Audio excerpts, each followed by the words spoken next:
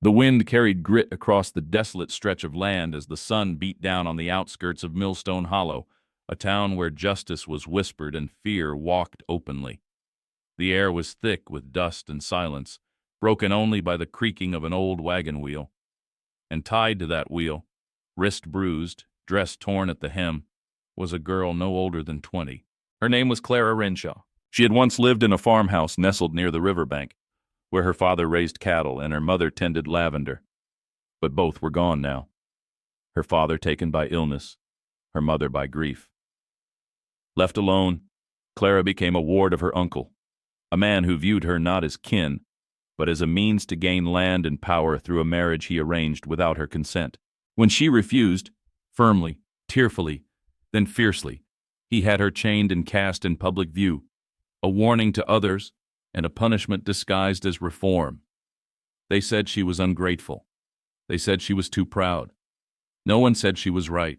That morning Clara sat with her back against the hot metal of the wheel, eyes half-lidded from exhaustion. She didn't cry anymore. Not when people passed and stared, not when dust settled on her skin. Her defiance had quieted into stillness. She whispered only one thing under her breath. "Someone, please see me." And someone did. He rode in like a shadow in the sun. Elias Ward, a rancher known across 2 counties as the man who broke mustangs with a whisper.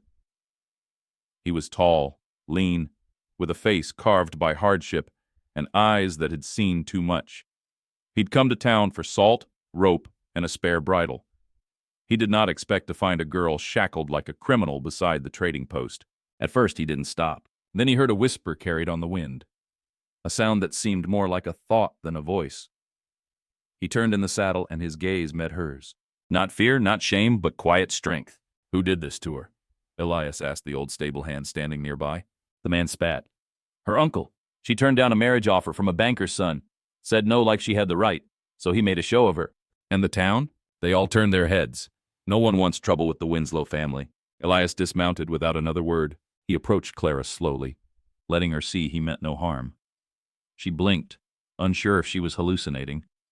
When he crouched beside her, their eyes truly met for the first time. "Do you want out of here?" he asked, voice low and calm. Clara's lips trembled. She nodded. He rose, turned to the gathering townsfolk, and spoke just loud enough for them to hear. "Anyone who thinks chaining a woman is justice can talk to me about it." No one moved. No one challenged him. He reached into his saddlebag, pulled out a bolt cutter, and broke the chains without hesitation. Clara fell forward, but he caught her. "You ride with me," he said. And that's how it began. How a man who never believed in rescuing anyone became the savior of a girl who refused to be broken. But the road west would not be easy. Her uncle wouldn't let her go without a fight. And Elias, he had ghosts of his own trailing behind him in the dust. The town of Millstone Hollow watched in stunned silence as Elias helped Clara onto his horse, his powerful roan gelding named Boone, without seeking permission, without asking forgiveness. Clara trembled, not from fear, but from the shock of movement, of choice. Her wrists were raw, her legs unsteady. But she clutched Elias's coat with both hands, the coarse fabric grounding her in something real, something kind. Elias didn't look back. He rode. Not fast, not with panic, but with a certainty that sent a louder message than shouting ever could. "She's not yours anymore." The townsfolk didn't stop him. Not because they agreed, but because Elias Ward was not a man you stopped. They rode for hours. The sun dipped low behind the hills, casting long shadows across the plains. Clara hadn't spoken yet. Elias let her be. He'd seen enough hurt in animals and men to know when someone needed silence more than questions. When they finally reached his land, a rugged spread of rolling hills and worn fences nestled near the chokeberry range, Elias dismounted first, then gently helped her down. "You'll stay here," he said simply. "For now." He opened the door to his cabin, a modest home with a stone hearth, hand-hewn furniture, and a stack of firewood ready by the door. It wasn't much, but it was safe. Clara stepped inside like someone crossing into a dream. Her knees nearly buckled. "You need food," Elias said, already moving toward a pot on the stove. "And clean water. After that, we'll talk." Clara sat at the table. Her voice, when it came, was soft but clear. "You're not afraid of him?" Elias poured stew into a wooden bowl. "I've been afraid before, doesn't mean I stay that way." She stared at him for a long moment. "You don't even know me. I know what it's like to have no one stand up for you." Later, as the fire crackled low, Clara sat curled in a wool blanket on a cot near the hearth. She hadn't eaten that much in days. She hadn't felt warmth, true warmth, in longer. Elias sat across from her, sharpening a tool with methodical patience. The kind that told her he didn't need to ask about her past to understand it had been rough. "I'll work for my keep," Clara said suddenly, her voice steadier now. "I'm not looking for pity." He looked up. "Good, I don't give it." She almost smiled. "I can cook," she added. "And I know a bit about cattle. My father—" Her words caught in her throat. Elias didn't press. He only nodded. "You can start tomorrow." But far off, back in Millstone Hollow, lanterns still burned at the Winslow estate. Clara's uncle, Nathan Winslow, was not a man to forget humiliation, especially not when it cost him a powerful alliance through marriage. When he discovered Clara was gone, and who had taken her, his face darkened with cold fury.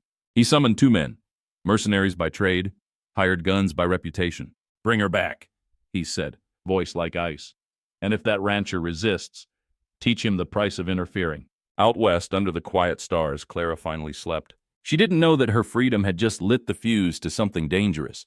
And Elias didn't know that in saving her, he'd stirred up old trouble and new feelings he thought he'd buried long ago. But the wind across the prairie carried a new sound that night. Not chains, but the beginning of something fierce and fragile. Hope. The next morning, Clara woke to the scent of coffee and fresh air drifting through the open window. For a moment, she didn't move, didn't even breathe, as if afraid it would all vanish. The cot beneath her felt real. The faint sound of horses in the corral felt real. And so did the quiet hum of safety. She sat up, wrapping the wool blanket tighter around her shoulders. Her wrists were stiff but clean, bandaged with care. Someone had tended to them during the night, gently, silently. She didn't have to ask who. Outside, Elias was already working. The sun hadn't yet crested the hills, but he was saddling Boone, checking the fence line, moving like a man used to silence and hard ground.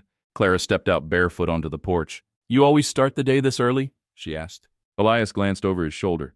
"The land doesn't sleep in." There was no sarcasm, no condescension, just fact. Clara liked that. "I'd like to help," she said. He nodded toward the shed. "There's feed to sort, tools to clean. Pick something." She did, without fuss, without complaint. The work grounded her. In truth, she'd always found peace in motion. Her father taught her to mend fences, guide calves through narrow gates, milk stubborn cows without fear. Those memories returned with every step on Elias's land. By midday, Elias handed her a canteen and a piece of cornbread. They sat side by side under the shade of a cottonwood tree. "You didn't have to help me," she said, glancing at him. "I didn't plan to," he replied. She looked at him, surprised. "But then I saw you," he added quietly, "and I couldn't unsee what they were doing." Clara swallowed hard. "They'll come looking." "I know. Why risk it?" Elias didn't answer right away. Instead, he watched the sky, wide and blue with a rim of storm clouds creeping over the mountains. "Some things," he said finally, "are worth standing for, even if it costs you." That night, far beyond the ranch, the 2 hired men Nathan Winslow had sent rode hard through the basin. One of them, a broad-shouldered brute named Hatch, was no stranger to dirty work. The other, lean and sharp-eyed like a rattlesnake, went by Fitch. They reached the last bend before the chokeberry range and camped in silence. "She's with Ward," Fitch muttered, poking at the fire. "That complicates things." Hatch grinned. "Only if you're afraid of him." Fitch narrowed his eyes. "You should be." They weren't planning to knock politely. Back at the ranch, as the wind picked up and thunder rolled low in the distance, Clara stood on the porch, arms wrapped around herself. Elias stepped out beside her, a lantern in hand. "Storm's coming," he said. "I know," she whispered. But they weren't talking about weather anymore. As the first raindrops struck the dusty ground, Elias turned to her, his expression unreadable but steady. "You'll be safe here." Clara looked up at him, and for the first time since she'd been chained to that wagon wheel, she believed it. The storm hit hard that night. Rain pelted the roof of the cabin in wild sheets. Wind howled through the gaps in the shutters. Lightning cut across the prairie sky like jagged veins of fire. But inside Elias's cabin, the fire burned warm and steady. Clara sat close to the hearth, her knees drawn to her chest beneath a woven quilt, eyes following the flicker of flames. Elias moved about the small kitchen with practiced calm, setting down 2 tin cups of warmed cider. "You don't talk much," Clara said after a while. Elias raised a brow. "I talk when it counts." She managed a small smile. "You've counted a lot lately." There was a pause, soft, comfortable. He settled into the chair opposite her, his voice low. You don't ask for much. I stopped expecting things a long time ago. The words slipped from her lips before she could catch them. But Elias didn't react with pity or questions. He simply nodded, like he understood exactly what she meant. Things are different here, he said. You'll see. By morning, the storm had passed, leaving the ground soggy and the air heavy with the scent of wet earth and cedar. Elias handed Clara a pair of old work boots and pointed her toward the stable. Think you can handle grooming a stubborn mule? Clara raised an eyebrow. What makes you think I haven't? And just like that, something unspoken shifted between them, like a current beginning to stir under still waters. She worked through the morning, brushing down the animals, hauling water, and mending a broken fence plank. Elias kept his distance but watched her closely, noting the quiet determination in her hands, the steady resilience in her posture. Clara wasn't just surviving. She was reclaiming something. But they weren't alone. From a ridge beyond the property line, Hatch and Fitch crouched beneath cover, glassing the ranch through spyglasses. They'd tracked her here, no doubt now. That's her, Hatch grunted. And Ward's giving her chores like she's his hired hand. Fitch lowered the scope, thoughtful. This won't be easy. Don't need easy, Hatch sneered. Just a window. Fitch frowned. Winslow said alive and unharmed. Hatch spit into the dirt. He'll get what's left when we're done. Not how I work. They locked eyes. A silent tension passed between them. Then Fitch stood. We do this my way, or not at all. Hatch didn't like it, but he knew better than to test Fitch's edge in the field. That evening, Clara sat on the porch, braiding a piece of twine for practice. Elias brought out 2 mugs of coffee and leaned on the railing beside her. The sun dipped low, painting the land in soft gold. You ever think about leaving all this? She asked. Elias shook his head. Had my share of drifting. Never found a place worth staying. Until now. Clara looked at him. Something tightened in her chest. Not fear, not sorrow, but the terrifying weight of hope. And just beyond the trees, in shadows, where the gold couldn't reach, 2 men waited, watching, waiting for the night to fall again. The next day began like any other, if you weren't paying attention. The sun rose pink and low on the horizon, casting long shadows over the land. Clara stirred early, fetching water from the well, her boots still damp from the previous day's rain. Elias was already in the barn, checking the saddles, running his hands along the leather straps like a man preparing for something more than a ride. He didn't say much that morning, but Clara noticed his gaze lingering on the tree line longer than usual. In town, word had started to spread. Quiet murmurs in the saloon, at the general store, even by the old church pews. Ward took her. Winslow's girl. Ain't his fight, but he's making it. And behind each whisper was a question no one dared say out loud. How far will Nathan Winslow go to get her back? Back at the ranch, Clara found herself humming while preparing a stew. It startled her. It had been so long since she'd made any sound that wasn't heavy with caution. But this place, this man, was loosening things inside her. Not all at once, but enough. When Elias returned to the cabin for lunch, she served him without comment. He tasted the stew and raised his eyebrows in subtle approval. You sure you ain't a ranch cook? I'm a lot of things folks never bothered to find out, Clara replied, not without pride. He looked at her then, not just at her, but into her, and she felt seen in a way she hadn't since childhood. But just beyond the property, behind a thicket of scrub oak, Hatch and Fitch were preparing. Tonight, Hatch said, checking his rifle. We wait till the lanterns go dim. Fitch adjusted his scope and gave a short nod. No screaming, no mess. We grab her and go. And if Ward gets in the way, Fitch didn't blink. We don't miss. That evening, Clara and Elias sat on the porch again. The air was still. Too still. A hawk circled overhead, then vanished behind the ridge. I think I forgot what peace felt like, Clara murmured. Elias nodded, his voice low. Sometimes peace is just the space between storms. She looked at him. You sound like a man who's weathered a few. I've buried more than one kind. Clara reached for his hand. It wasn't romantic. It was honest. A touch that said, I know what pain looks like, and I don't flinch from it anymore. He let her. As darkness fell, 2 silhouettes moved silently through the trees, rifles strapped to their backs, blades at their sides. The cabin lights dimmed. The horses quieted in the barn. The land seemed to hold its breath. Inside, Elias loaded his rifle beneath the table. He'd seen the signs. He'd smelled the iron in the wind. And he wasn't the kind of man to let danger knock first. Just after midnight, a footstep cracked a dry branch. Elias stood up silently. Clara, who'd been drifting to sleep by the fire, stirred and looked up. "What is it?" she whispered. He looked toward the window. "Trouble." Elias moved like the shadows, silent, measured, every step purposeful. He handed Clara a lantern, barely lit. "Take it to the back room. Stay low. Don't come out unless I say your name." Clara didn't argue. Her heart thundered in her chest, but her hands didn't tremble. Not anymore. She nodded and moved as instructed, slipping behind the old wool curtain that separated the sleeping room from the rest of the cabin. Elias slung the rifle over his shoulder, then eased the door open. The night air was cool, but tension made it feel sharp as broken glass. Moonlight flickered through the trees, just enough to make out outlines. One shape too thick to be brush, another too slow to be wind. He didn't need to see their faces. He knew what had come calling. Hatch crouched low beside a fence post, scanning the yard.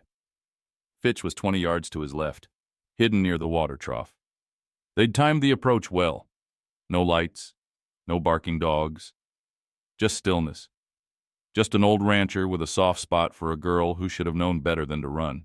But Elias Ward wasn't just any rancher. He fired first. A shot cracked through the silence, striking the fence post inches from Hatch's face. The hired gun hit the dirt, swearing, rolling behind cover. "Move!" Fitch barked, rising and returning fire. But Elias was already gone, melded into the shadows like a part of the land itself. From behind the barn, another shot rang out. This time it grazed Elias's shoulder. He didn't stop. He dropped low, rolled, and fired again, this one catching Hatch in the thigh. The man screamed, loud and ragged. Inside the cabin, Clara crouched in darkness, biting her lip until she tasted blood. Every sound echoed. The shots, the shouting, the impact of boots against earth. She had no weapon, just a lantern, and the old prayer her mother used to whisper during thunder. "Please keep us safe. Please let this end right." She peeked out once, just enough to see Elias move through the moonlight like a ghost, rifle in one hand, bleeding from the shoulder, but standing. Still fighting, still protecting. Back outside, Fitch dragged Hatch behind a water barrel, cursing under his breath. "This ain't worth a bonus. We take her and go, now." Hatch barked, face contorted in pain. "Change of plan," Fitch growled. "We leave. You want to crawl back and explain that to Winslow, be my guest." Another bullet split the air. It hit just inches from their cover. Elias had moved to the porch, steady despite his injury. He called out, voice calm, strong. "You come back again, I won't miss." Fitch stared into the darkness for one breath. 2. Then he pulled Hatch up by the collar and vanished into the night. Minutes passed. Then an hour. Elias waited. Only when the wind returned, soft and restless, did he lower the rifle. Inside, Clara ran to meet him as he stepped through the door, shirt soaked in blood and dust, face pale but eyes sharp. She looked him over, panic rising. "I'm fine," he muttered, but swayed slightly. "You're not." She helped him to the chair, tore strips from the hem of her apron, and wrapped his wound with swift, practiced hands. "You should have woken me." He looked at her through the haze of pain. "I needed you safe." Clara met his gaze, and something passed between them in that moment. Not gratitude, not relief, but something deeper. Belonging. Out there, the threat wasn't over. Nathan Winslow didn't give up easily. But in the flickering firelight, as Clara tightened the bandage and Elias finally exhaled, they both understood something had changed. They weren't just surviving anymore. They were choosing each other. For the next 2 days, the ranch was quiet. Too quiet. Clara kept to her chores, but her eyes were always on the tree line. She checked the horses more often than usual, kept a kitchen knife tucked into her boot, and locked the door even when Elias was outside chopping wood. Elias, for his part, pretended life was normal. He wrapped his wounded shoulder tighter, pushed through the pain, and said little about the attack. But Clara could see it in the way he paused before opening a door, or how he walked with his hand always near his holster. Both of them knew. They weren't safe yet. Not really. On the third morning, just after sunrise, a rider approached. Not a threat. Sheriff Dalton. He was a heavy-set man with a calm face and eyes that had grown tired from seeing too much and doing too little. When he dismounted, Clara tensed, but Elias met him on the porch. "You here to tell me I broke some law?" Elias asked dryly. Dalton shook his head. "No law against keeping someone safe yet." Clara stepped out beside Elias, arms crossed. Dalton tipped his hat to her. "Miss Renshaw, word is your uncle's stirring up trouble in town. Spinning tales. Got half the saloon saying Elias kidnapped you." "I'm not his prisoner," Clara said, clear and sharp. "I'm the one who was chained like a dog." Dalton sighed. "I believe you, but Nathan Winslow's got money and men, and sooner or later he'll use both." Elias spoke low. "Let him come." Dalton looked between them, then lowered his voice. Be ready. And if anything gets worse, you send word. That afternoon, Elias finally said what Clara had been silently dreading. You need to think about leaving. She froze mid-step. Why? Because this isn't going to stop. Not until Winslow's done chasing or someone ends it. Her jaw tightened. You want me to run? I want you to live. I wasn't living before, she said, her voice breaking. I was surviving. There's a difference. I won't go back to being silent or scared, not now. Not. Elias looked at her for a long time. Finally, he said, then we stand together. Clara nodded, side by side. That night, they sat on the porch again. A breeze rolled through the hills, warm and full of cicada song. The sky was velvet dark, freckled with stars. Clara leaned into the wooden post, her shoulder brushing Elias's. You ever think about how strange it is? She said softly. What? That sometimes the person you barely know can feel more like home than the ones you've known your whole life. Elias didn't answer at first. Then he said, not strange, just rare. She turned to him. What if we don't get another chance to say the things that matter? He looked at her then, fully. Not as the girl he'd rescued, not as a burden or a secret, but as someone he could love. You matter, he said simply, and she smiled through the ache in her chest. But even as something tender bloomed between them, far away in a smoke-filled room, Nathan Winslow met with a man in a black coat and silver spurs. A bounty hunter. I don't care what it costs, Winslow growled. I want her dragged back screaming if you have to. The man didn't blink. He just asked, dead or alive? Winslow smirked. Alive for now. The sun was still rising when Clara noticed the figure on the horizon. A lone rider, motionless at the crest of a hill, silhouette sharp against the amber sky. He didn't move forward, didn't wave, just watched. Clara stood at the corral gate, breath catching in her throat. Something about him, his stillness, his patience, made her skin crawl. Not like the hired guns from before. This was different, calculated. Elias stepped out of the barn just as the rider turned his horse and vanished over the ridge. He was watching us, Clara said, voice tight.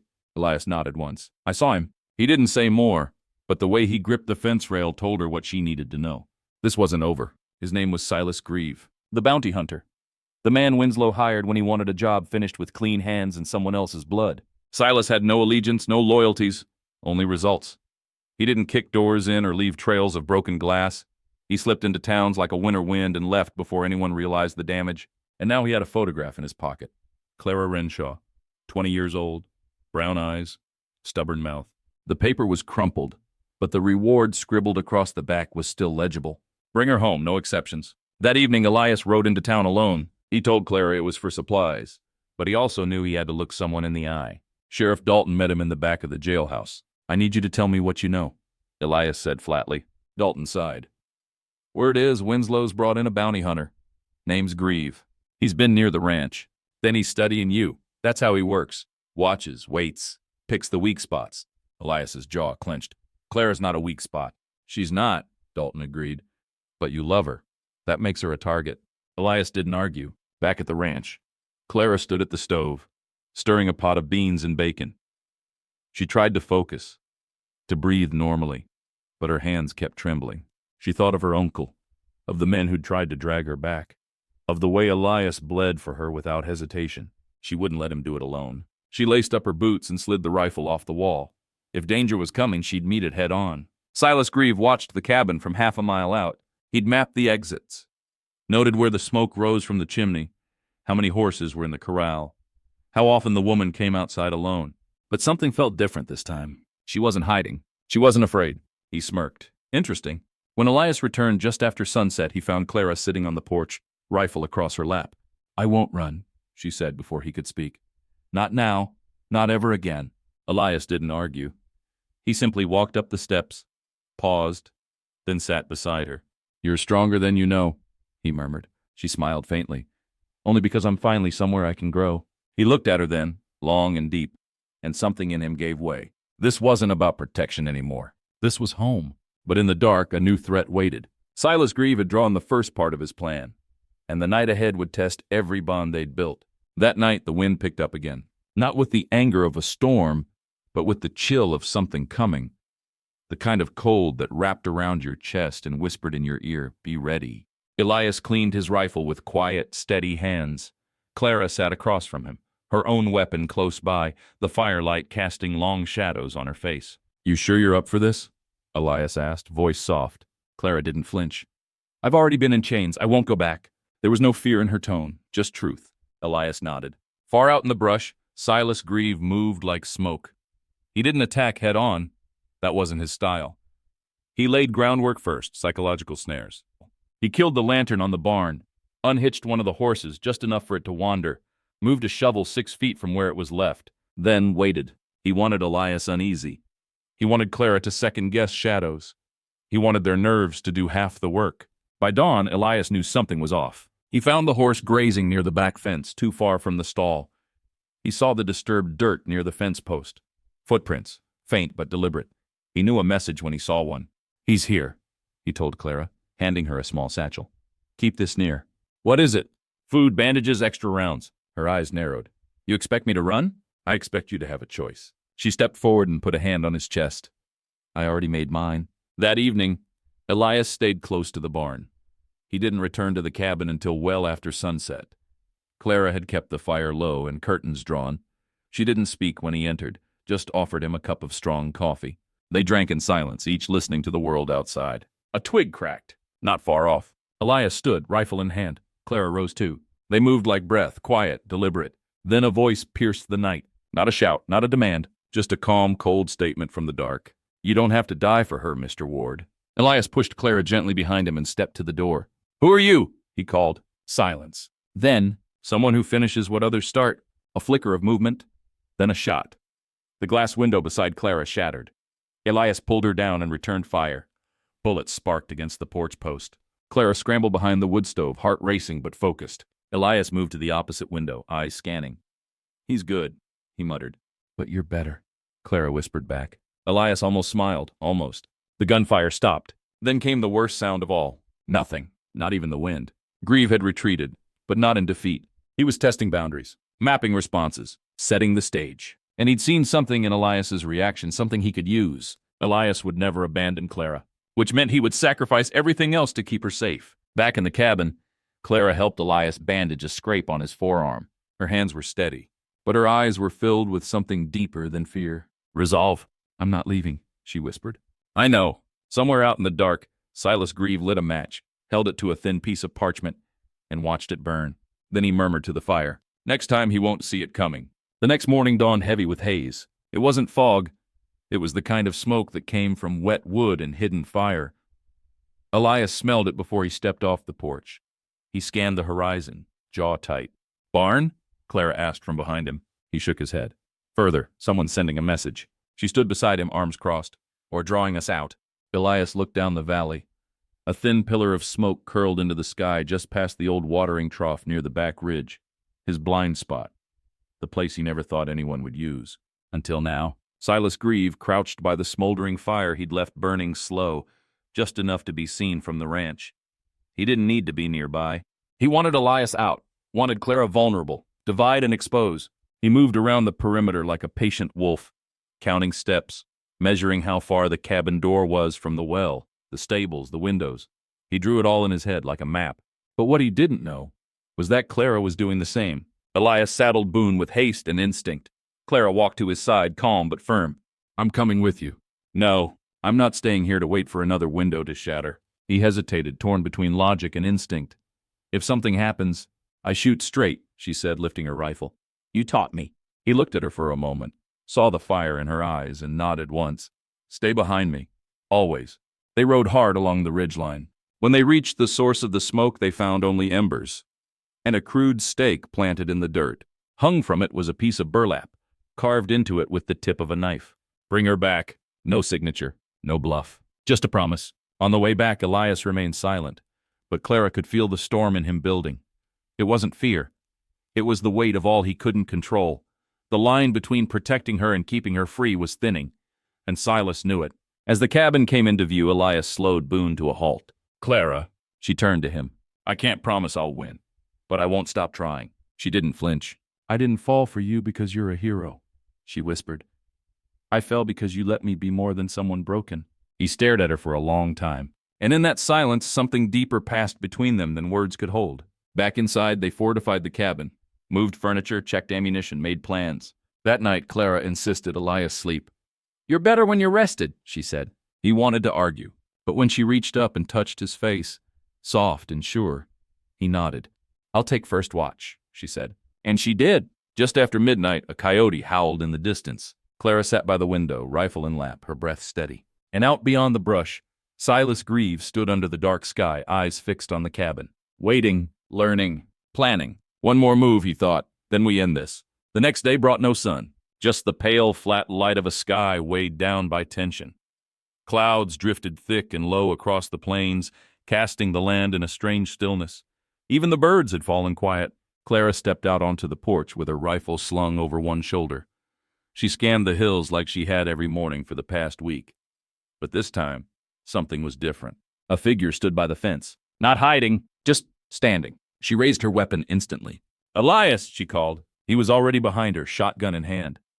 They moved together across the yard, steps slow, eyes locked on the man in the black coat and wide-brimmed hat. Silas Greaves didn't lift his hands. He didn't flinch. He just spoke. "I didn't come to fight today."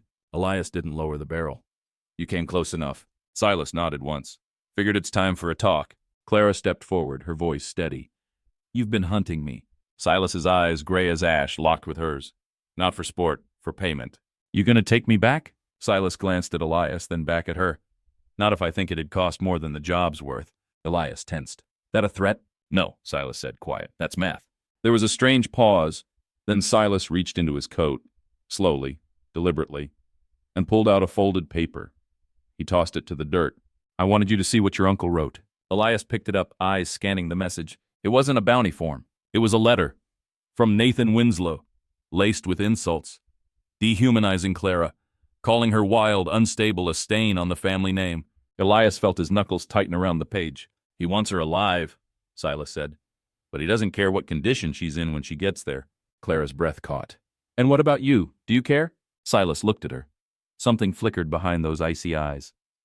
"I care about truth. That man wants to own people. I don't work for slavers." Elias's voice dropped. "So why are you still here?" Silas shrugged. "Had to see for myself. Had to see what kind of woman makes a man break rules." He turned to go, but paused after a few steps. "You've bought time," he said. "Maybe even earned it." Clara stared at him. "You're walking away?"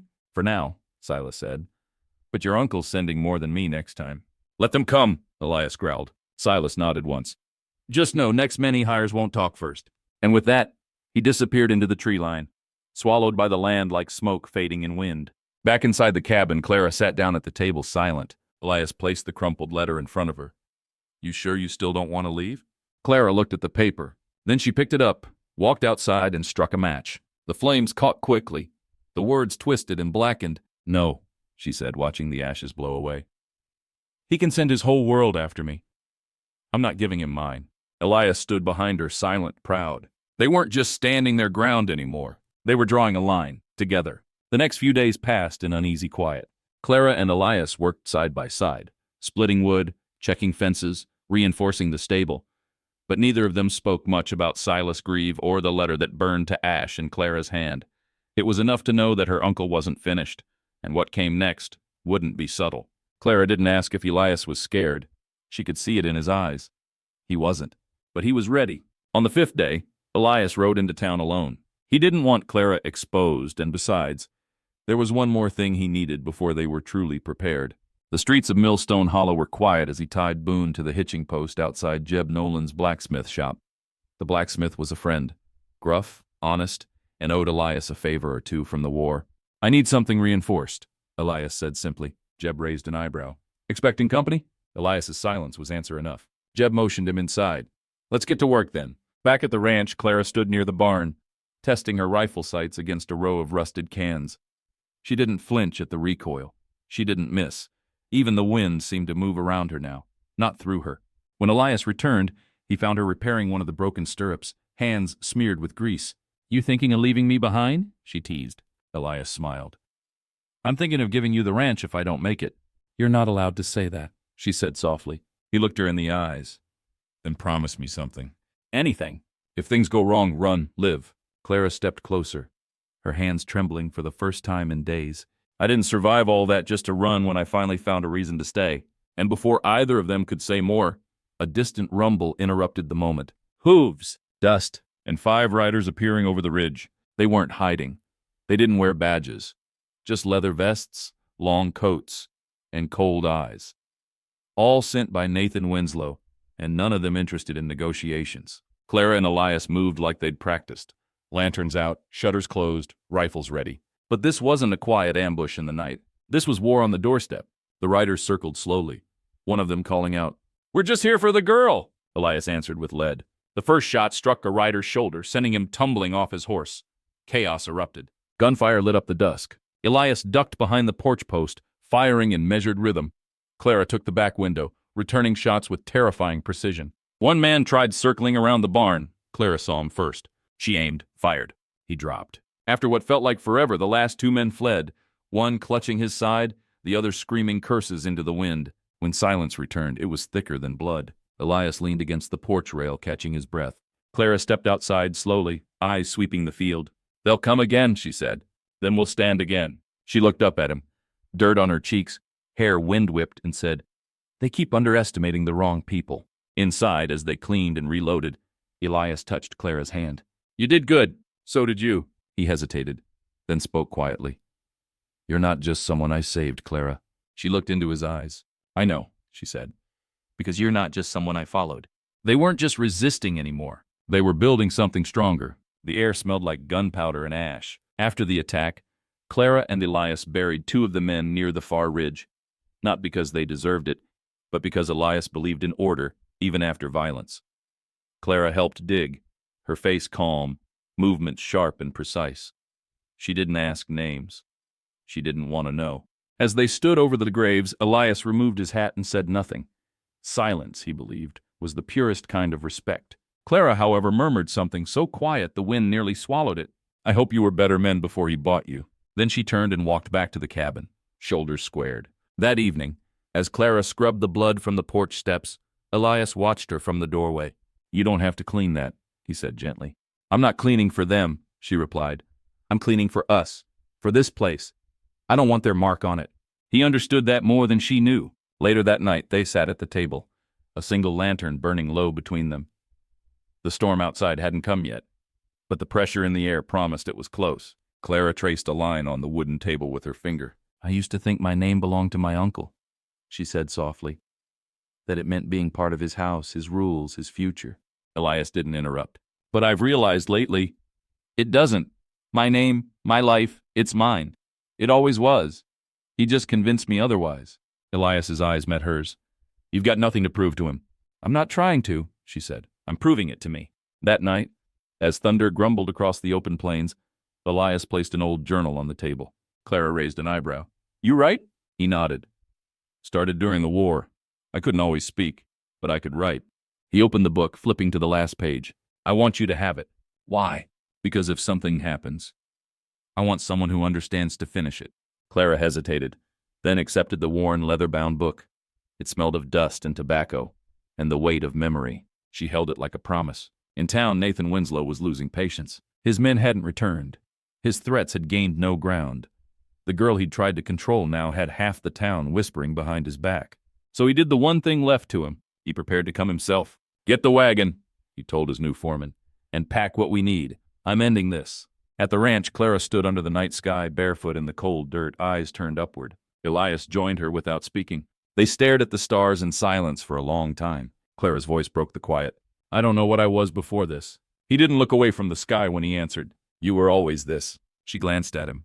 "And what are we now?" He finally turned to her, his voice low and steady. "Whatever we choose to be." She stepped closer. And for the first time, not in panic, not in need, Clara leaned into him. He held her, not as a protector, not as a savior, but as a man who saw her as whole. Morning came slow and pale, with clouds still rolling in from the west. The earth held the kind of silence that comes before something breaks. Elias and Clara moved through their morning chores as usual, feeding the horses, gathering eggs, checking the fence. But there was no ease in it anymore. Every creak of wood or snap of a twig made their hands pause. They weren't just ranchers now. They were survivors on sacred ground, and something was coming. Just before noon, Clara stood on the porch with the spyglass Elias had given her. She raised it to her eye and scanned the ridge. A wagon, 2 horses, and a man in a black suit with a top hat too clean for trail dust. "Nathan," she whispered. Elias stepped up beside her. "He came himself." "Of course he did," she said. Men like him don't understand what no means until it costs them something. The wagon rolled slowly to a stop near the outer fence. Nathan Winslow dismounted with forced grace, as if still pretending he was visiting family rather than reclaiming what he believed was his. 2 hired men flanked him, cleaner than the last batch but no less dangerous. Nathan called out, "Clara, come out and we end this civilly." Elias stepped forward instead, rifle across his shoulder. "She's not yours to speak to." Nathan's face twisted. "She's blood. That gives me more right than you." Clara walked past Elias and stood beside him. "Blood doesn't give you the right to chain me," she said, "or sell me, or erase me." Nathan's eyes darkened. "You're still legally under my protection." She stepped closer, voice unwavering. "Then let this be legal. I revoke it." One of the men beside Nathan moved his hand toward his holster. Elias saw it. So did Clara. The silence crackled. Then Elias spoke, calm but firm. "You lift that hand and I drop it." The man froze. Nathan's voice was icy. "You'd kill over a girl who defied her family?" Elias shook his head. "I'd kill over a woman who finally chose to live free." Nathan took a breath. Weighed his pride. Weighed the eyes watching from windows in town. The whispers spreading faster than smoke. He wasn't winning anymore. He was unraveling. Still, he tried one last time. "Come home, Clara. Be reasonable. I'll forget the foolishness. I'll still marry you to the banker's boy." Clara took a single step forward. "I would rather hang in the sun than wear silk at your table." And then she turned her back on him. Elias followed her inside without looking back. By the time they turned around again, the wagon was already leaving. Nathan Winslow didn't shout threats. He didn't beg. He simply left, more wounded by the loss of control than by bullets. But as the dust settled behind his wheels, Clara didn't relax. She knew men like her uncle. This wasn't his surrender. It was his warning. That night, the wind carried tension through the trees. But inside the cabin, warmth returned in quiet ways. Clara setting an extra log on the fire, Elias sharpening a blade not out of fear but preparation. She sat across from him, notebook in hand, writing in the journal he'd given her. He watched her for a long while before saying softly, "You're not just part of my story anymore." She smiled, not looking up. "That's good," she said, "because I'm writing mine now too." And under that flickering flame, they weren't just holding on. They were beginning again. The days that followed felt like borrowed time. No bullets, no riders, no smoke on the ridge. But peace, Clara had learned, could be a trick of the wind. She spent her mornings in the stable, brushing down Boone and checking the feed. In the afternoons, she'd write in Elias's journal, her handwriting slowly growing stronger, like her voice had found its spine.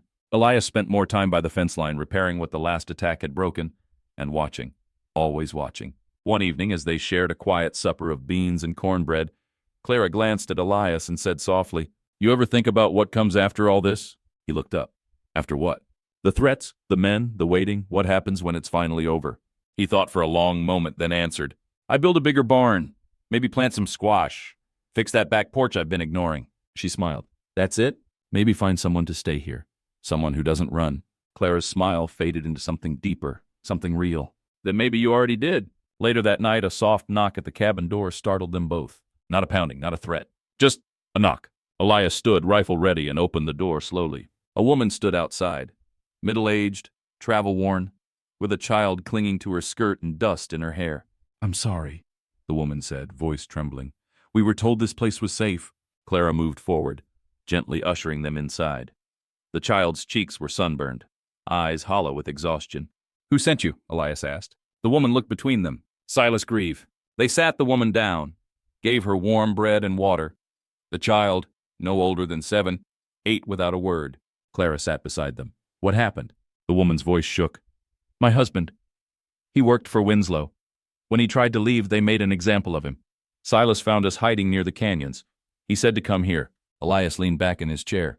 "He knew we'd take you in." Clara nodded slowly. "And he was right." That night, as the rain began to fall again, Clara stood on the porch, watching the drops tap gently on the wood. Elias joined her, arms crossed. "This place isn't just ours anymore." She looked up at him. "You okay with that?" He looked inside, at the woman rocking her child near the fire, at the extra plate on the table. "Yeah," he said, "I think I am." From somewhere in the hills, Silas Grieve watched the candlelight glowing in the cabin window.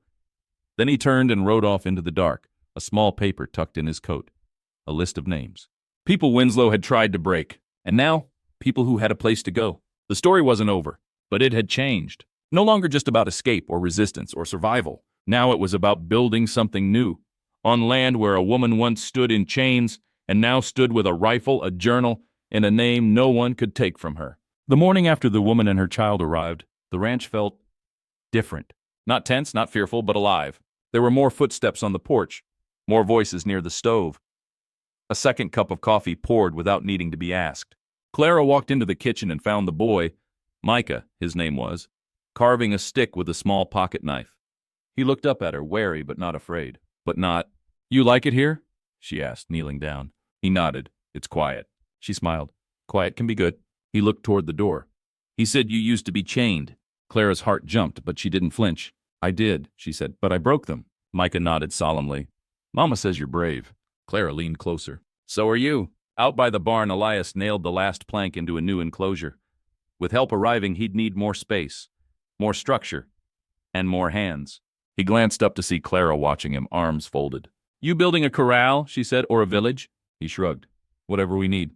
Clara stepped closer, picking up a hammer. "Then let's build it together." That afternoon, another horse appeared on the horizon. This time it wasn't danger. It was Sheriff Dalton. He dismounted and tipped his hat as Elias approached. "I hear Winslow's men came back," Dalton said, "and left with fewer than they arrived." Elias didn't smile. They got the message. Dalton looked towards the cabin where Micah played in the dirt, and the boy's mother hung damp clothes to dry. "You're turning this place into something more than a ranch," he said. "That makes people talk." Elias crossed his arms. "Let them." The sheriff lowered his voice. "I'll do what I can to keep town quiet. But Winslow, he's not finished. Word is he's filing formal charges, claiming you kidnapped Clara, that you're hiding fugitives." Elias's jaw tensed. "We'll be ready." Dalton looked back toward his horse. "I'll ride patrol out here when I can. But be careful, Elias. Sometimes when people can't control you, they'll try to ruin you." Elias glanced toward the cabin where Clara stood in the doorway. "I've already been ruined once," he said. "This time I build back on my own terms." That night, Clara sat outside by the fire pit with Micah curled up beside her, already asleep. His mother slept inside, finally resting after what seemed like years of running. Elias brought her a blanket and sat beside her. "You're not just a survivor anymore," he said softly. Clara turned to him. "What am I?" "You're the start of something." They fell into a gentle silence, the stars above them brighter than they'd been in weeks. And for a moment, neither of them thought about Winslow or Grieve or the next rider over the ridge. For that moment they were home, but not far away, in the parlor filled with smoke and money. Nathan Winslow poured himself a drink with shaking hands. He'd tried threats, he'd tried violence, and he had lost both. Now he would try something worse. Law. 3 days later, a sealed envelope arrived on horseback. The courier didn't stay, just handed it to Elias without a word and rode off as if the paper in his hand might explode. Elias turned it over. Wax seal, legal markings, from the county court of Rosebrush. Clara stood beside him. "Is it from him?" Elias nodded once. "Winslow's making it official." Inside the envelope was a formal petition of reclamation, filed under Clara's full name, Clara Emmeline Renshaw. It claimed she was mentally unfit, that she had suffered emotional collapse after her parents' deaths, that Elias had manipulated her into isolation, that she was the property, yes, property, of her uncle's guardianship, until such time as she could be safely delivered to a proper home. Clara's hands trembled as she read. "They're saying I'm not capable of deciding my own life," she whispered. Elias's voice was ice.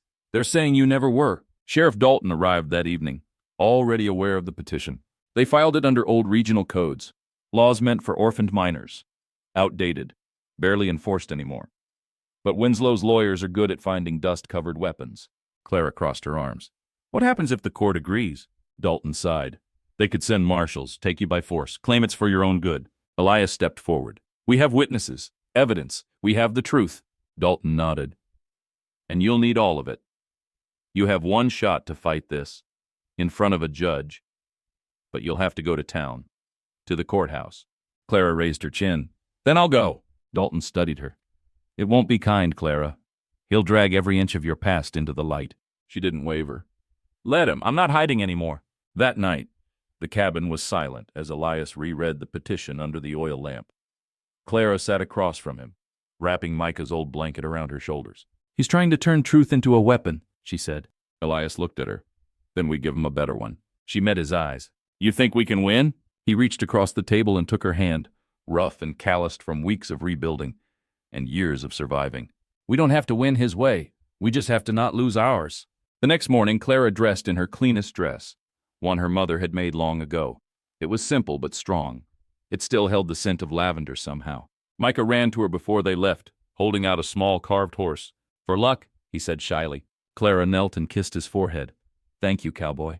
They rode to town under a sky streaked with silver clouds, not as fugitives, not as rebels, but as two people walking straight into the belly of power with nothing but truth in each other. Inside the saddlebag, Elias carried the petition. Clara carried the journal. And between them, they carried everything that couldn't be taken by law. The courthouse in Rosebrush stood like a stone sentinel at the edge of town, all whitewashed walls and tall windows that looked down on the world like judges themselves. Clara had never been inside one, not even when her parents died. Her uncle had handled the papers, whispered to the men in coats, and kept her away from rooms like this. But now she walked in on her own 2 feet with Elias beside her and her chin held high. Inside, the room was hushed. The benches held more than just legal officials. Townspeople had come to watch. Some curious, some skeptical, some silently rooting for the girl who once hung in chains by the wheel. At the far end of the room stood Nathan Winslow, clean-shaven, pressed coat, and a smile so false it curled Clara's stomach. He didn't look at her when she entered. He looked at Elias with disgust, like a man forced to share a room with someone he considered beneath him. The judge, Marion Kettle, was older than dust and twice as dry, with spectacles halfway down his nose and no patience for performance. He read the petition aloud. Clara sat perfectly still. Elias's hand never left hers beneath the table. Then came Nathan's turn. He stood before the room and painted a picture of a wild, grieving girl, led astray by a lonely rancher with nothing to lose, removed from the structure of family and manipulated into rebellion. His voice rang with false kindness, as if he were rescuing a child instead of reclaiming a possession. "She needs care," he said smoothly. "Not chaos, not isolation. I only ever wanted what was best for my niece." Clara's knuckles turned white. Then the judge called her name. She rose slowly and walked to the front. Clara looked out over the room and saw no chains, no whispers, no past. Just a bench, a man who loved her, and a future she had chosen. She spoke clearly. "I was never a danger to myself, but I was a danger to his control." She held up Elias's journal. "This is what I've written since I left. Every day, every fear, every victory. Would someone lost and unstable do that?" She turned to her uncle. "You used the law to keep me quiet.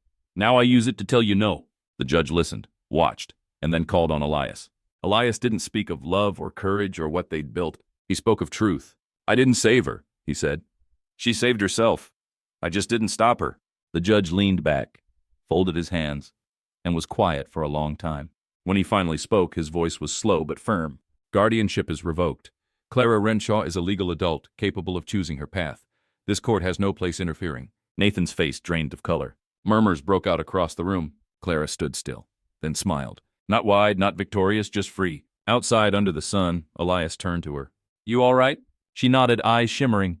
"For the first time, I think I am." And then, without ceremony, she leaned in and kissed him. Not desperate, not frightened, but sure. And as the townsfolk watched in silence, some stunned, some smiling, Clara Renshaw walked back toward her horse like a woman reclaimed not by force but by choice. The wind in Rosebrush tasted different as they rode out of town. Crisper, lighter, as if even the air had been holding its breath until Clara stood in that courtroom and said no, loud enough for everyone to hear. She didn't speak for a long time, not because she was afraid, but because the silence finally belonged to her, and she was learning to savor it. Elias glanced over as they rode. "You've been quiet." Clara smiled softly. "I think I'm just full." "Of what?" She breathed deep. "Of finally being me." When they arrived back at the ranch, Micah ran out to meet them, his mother close behind. The boy's eyes were wide with questions, but Clara just knelt and whispered, "It's over, for now." And that was enough. Inside, Elias poured 2 cups of coffee and placed the journal, now half filled with Clara's writing, on the table between them. He tapped it with one finger. "You gonna keep going?" Clara looked at it, then at him. "I think it's time to start a new one." He smiled. "Title?" She thought for a moment, then answered, "The Life I Chose." As days passed, the ranch slowly transformed. More survivors came. Word had traveled that Elias Ward's land wasn't just soil and cattle. It was sanctuary. A place where no one asked what you ran from, only what you wanted to build next. Clara helped them all, teaching Micah how to read, showing a battered widow how to repair fences, sitting up late with a boy too afraid to sleep because of the bruises his father left behind. She no longer needed to prove she was strong. She simply was. Elias watched her from a distance sometimes, marveling not at what she had survived, but at how she chose to rise from it. Not hardened, not closed, but true. They worked together, ate together, argued once over which fence post needed replacing. They were more than in love. They were partners in a life built on ashes and rebuilt with choice. One morning, Elias took her hand without warning and placed something in her palm. A ring, plain, silver, but handmade, its edges imperfect, its shape warm from his pocket. "I didn't buy it," he said. She turned it over, her heart stalling. "Didn't steal it either," he added with a smirk. She laughed. He went on. "I made it. Took me weeks. Ain't flashy, but I figure you've had enough of men who wanted to own you." Clara looked up, tears in her eyes. Elias stepped closer. "I don't want to keep you. I want to walk with you, wherever this goes." Clara slid the ring onto her finger and nodded. "Then let's walk." That night the fire at the ranch crackled as new voices joined old ones. Laughter echoed off the hills. The stars hung low and kind. And in the center of it all stood Clara Renshaw, once chained, now rooted, now chosen, now home. Spring arrived slowly, like a guest that wasn't sure it was welcome. But when it came with warmth. Wildflowers crept up through the dry earth. The hills turned green again, and the fence posts Elias had mended through winter now stood firm under the weight of new beginnings. The ranch had changed. It wasn't just land anymore. It was a refuge, a place where the wounded came to heal and the forgotten came to matter again. Children laughed in the field. New hands worked the barn. And at the heart of it all stood a woman with dirt under her fingernails and fire in her heart. Clara. She woke each morning before the sun, walking the pasture with a mug of coffee and a quiet smile. Sometimes Elias walked with her. Sometimes he let her go alone. She needed space. He understood. He loved her not by holding her close, but by letting her breathe. One evening, a traveler stopped by the gate. A young girl, maybe 17, thin and trembling, with nothing but a knapsack and a bruised memory. Clara didn't ask where she came from. She just opened the door.